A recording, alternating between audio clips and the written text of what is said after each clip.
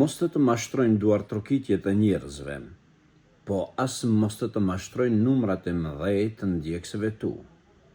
Nga se ndonjëherë pozita jo domosdoshmërisht është e pranuar te Zoti e ditën e gjykimit dalësh pa asgjë fare. Mund të përmendësh çdo kund, por të jesh i harruar te tefterët e melekëve. Apo mund që askush në tokë mos të përmend, por të jesh i përmendur te Zoti në qiell. E kjo përmendje do t'jetë për ty një ditë prej ditëve më e mirë se çdo përmendje tjetër në mexhlisat e njerëzve. Sidomos ne që merremi me mediat sociale dhe shumë prej kolegë dhe kolegeve tona, e dinë shumë mirë që një video e thjesht e pa përgatitur mirë arrin te në zemrat e njerëzve shumë më shumë se sa në një video tjetër të cilën mundohemi të e përpunojmë mirë, por në fund nuk arrin askund.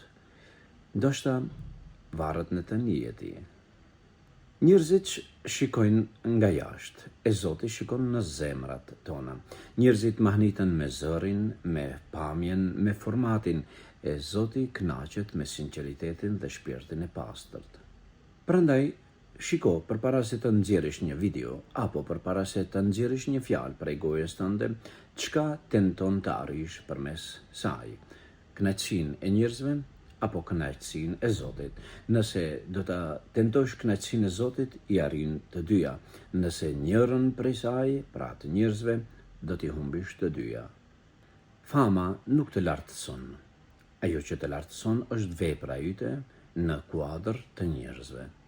Mundoh të bësh vepër të mirë duke e fshehur atë dhe dije që ai i sheh të hapurat dhe të fshehurat e sheh edhe veprën tënde që e ke fshehur nga sytë e njerëzve.